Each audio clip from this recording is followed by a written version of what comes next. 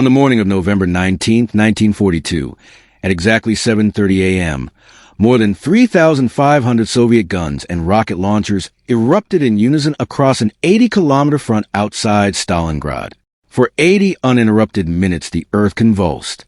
Soldiers of the German Sixth Army crouched in their trenches and bunkers, waiting for the familiar rhythm of artillery they thought they understood. What they experienced instead was something entirely different. When the barrage finally lifted, whole sections of the defensive line had vanished. Positions that had existed at dawn were simply gone. On the northern flank, the 3rd Romanian Army lost over half its artillery within the first 20 minutes. One Romanian officer later wrote that it did not feel like incoming shells at all. It felt as if the ground itself had detonated. What made that morning extraordinary was not only the violence, but the fact that for the previous 18 months German analysts and Western observers had confidently insisted that Soviet artillery was backward, clumsy, and incapable of modern combined arms coordination. They were judging by the wrong standards. German gunners took pride in precision. Their doctrine emphasized carefully calculated fire plans, what they called a bell of fire, in which each battery had specific targets, exact trajectories, and tightly measured timetables. Officers were trained in mathematics, meteorology, and ballistics. Ammunition was conserved. Observation was paramount. Early encounters with Soviet guns in 1941 reinforced their sense of superiority. After-action reports described Soviet fire as rigid, predictable, and wasteful.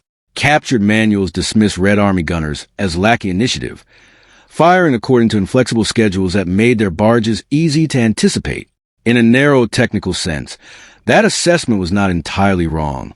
Soviet artillery did operate differently. Throughout the 1930s, under the guidance of artillery commander Nikolai Voronov, Soviet doctrine evolved around the concept of the fire rampart. Rather than assigning individual guns to precise targets, the Red Army planned to mass unprecedented concentrations of artillery against entire sectors of the front. During the 1939 battles of Kok and Joel against Japan, Soviet forces achieved densities approaching 50 guns per kilometer. At the same time, German formations considered 10 to 15 guns per kilometer substantial even for major operations. The German method was surgical. The Soviet method was geological. Their goal was not to strike a bunker. It was to transform the terrain itself. Technologically, Soviet guns in 1941 often lagged behind their German counterparts. The standard 76.2 millimeters divisional gun was rugged and reliable, but lacked the refined optics and recoil systems of German pieces, like the 10.5 centimeters Luft H-18. In pure accuracy, German guns could achieve dispersion rates around 0.5% of range. Soviet guns were often closer to 1 or 2%.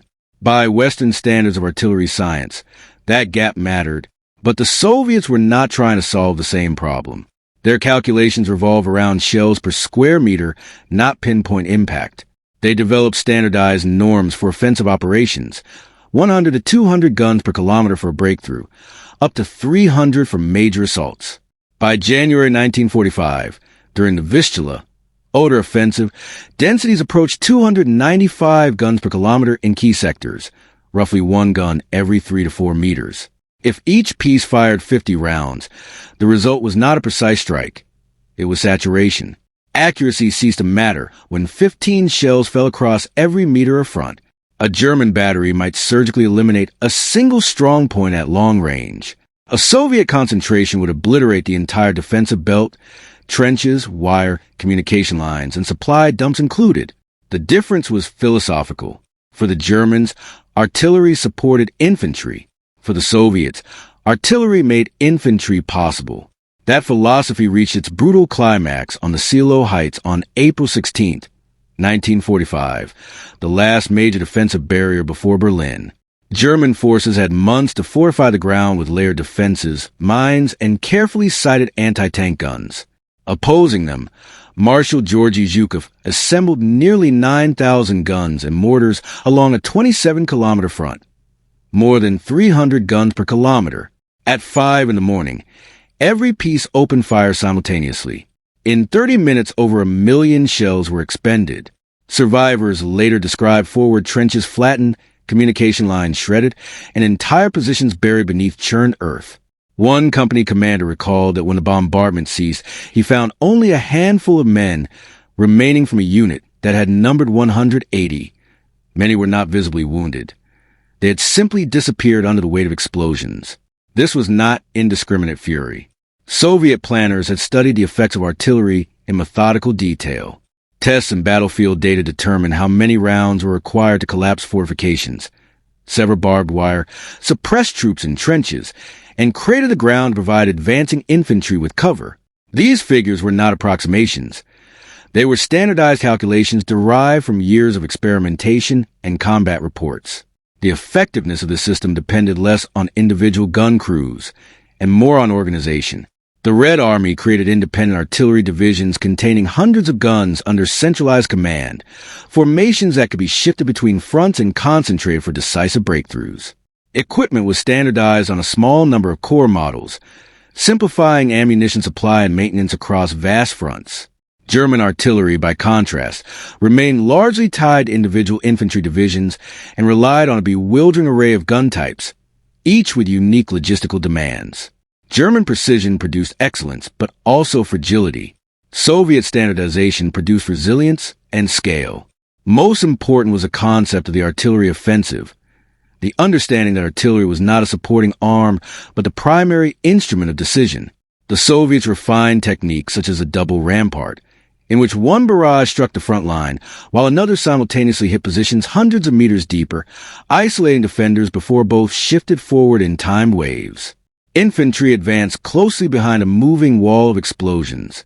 At Kursk in July 1943, forewarned of the exact timing of the German attack, Soviet artillery opened a counter-preparation barrage minutes before the Wehrmacht could begin its assault.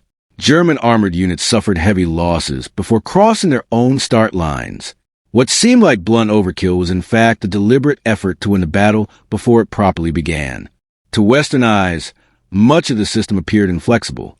Fire missions were pre-plotted. Timetables were rigid. Forward officers and rifle units often had only brief artillery training. German observers saw primitiveness where the Soviets saw robustness. In chaotic conditions where communications failed and officers fell, simple standardized procedures executed quickly proved more reliable than elegant calculations performed slowly. A Soviet battalion could commence firing within minutes because it relied on prearranged data. German units often required longer to compute detailed corrections. When hundreds of guns fired together, minor inaccuracies averaged out. The Red Army also invested heavily in sound ranging and flash spotting units to locate enemy batteries rapidly, allowing mass counter-battery fire that bewildered German commanders who believed their positions concealed. What looked like crude doctrine was actually an alternative form of sophistication, one designed for industrial war rather than peacetime demonstrations. Perhaps no weapon symbolizes better than the Katyusha rocket launcher. Mounted on trucks and firing salvos of rockets in seconds, it was notoriously inaccurate and mechanically temperamental. Yet a regiment could deliver tens of tons of explosives almost instantaneously. Producing a shock effect conventional artillery would require far longer to replicate. German troops nicknamed them Stalin's organs because of the shrieking sound they made. The rockets were not precision instruments. They were psychological hammers. After repeated strikes, defenders often hesitated to leave cover even under orders. By 1944, rocket units were carefully integrated into broader fire plans, opening assaults with overwhelming shock before conventional guns conducted systematic destruction, and then shifting fire to disrupt reserves and counterattacks. This was not chaos. It was layered coordination on a massive scale. Industrial capacity sustained the doctrine. Between 1941 and 1945, Soviet factories produced artillery and mortars in quantities unmatched by any other combatant. Losses that would have crippled another army were replaced within weeks. By the final assault on Berlin, the Red Army deployed over 40,000 guns and mortars. Millions of shells were fired in the course of the battle. The city was already encircled and doomed, yet the bombardment continued with relentless intensity. The aim was not merely destruction of structures, but annihilation of resistance. German casualties were staggering, and though Soviet losses were also severe, they were far lower than might be expected for a frontal assault on a fortified capital. The artillery had done its work before the infantry crossed the final streets. In the end, what many had dismissed as backwardness revealed itself as clarity. Western and German doctrines prized precision, coordination, and technical refinement. The Soviet approach prioritized speed, mass, and psychological collapse.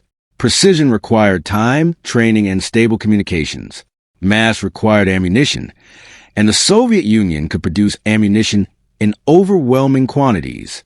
The Red Army accepted inaccuracy because saturation achieved the intended effect. By war's end, Soviet artillery had fired hundreds of millions of shells and grown into the largest concentration of guns the world had ever seen. German generals later acknowledged it as the most devastating weapon they faced, more feared than tanks or aircraft. The guns themselves were not superior. The gunners were not uniquely gifted. What set them apart was a ruthless understanding of industrial warfare. Victory would belong not to the side that aimed most perfectly, but to the side that could deliver the greatest violence, the fastest. In theory, accuracy was admirable. In practice, under collapsing skies and shattered communications, mass was decisive. What appeared to be chaos was, in truth, a brutal and disciplined logic, ensuring that when Soviet infantry advanced, they did so across a landscape where resistance had already been crushed into dust.